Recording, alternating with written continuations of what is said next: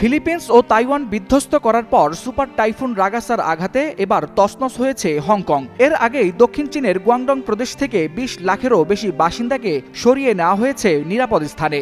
ভারী বর্ষণ, বন্যা আর ঝড়ো হাওয়ায় থমকে গেছে সেখানকার জনজীবন। বছরের সবচেয়ে ভয়ঙ্কর সামুদ্রিক ঝড় রাগাসা বুধবার সন্ধ্যায় চীনের তাইশান ও ঝাংজিয়াংয়ের মধ্যবর্তী এলাকায় আছড়ে পড়ে। ল্যান্ডফলের সময় ঝড়ের গতিবেগ ছিল ঘন্টায় ১৪৪ কিলোমিটার। বিশাল ঢেউ আর প্রবল বৃষ্টিপাতের ফলে জনপদে বিপর্যয় নেমে আসে। ফলে সেখানে সর্বোচ্চ ক্যাটাগরি ১০ নম্বর সতর্ক সংকেত জারি করেছে কর্তৃপক্ষ।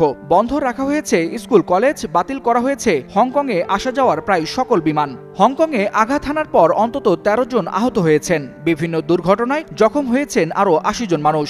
বিভিন্ন শহরে গাছ ভেঙে প্রধান সড়কগুলো বন্ধ হয়ে গেছে। এর আগে তাইওয়ানে ১৭ জনের প্রাণহানি আর শতাধিক নিখোঁজের পর এবার হংকং আর দক্ষিণ চীনে বিপর্যয় ডেকে আনলো রাগাসা। তবে দুর্যোগ মোকাবিলায় জরুরি সেবা চালু থাকলেও সেখানে ক্ষয়ক্ষতির পূর্ণ চিত্র এখনও জানা যায়নি।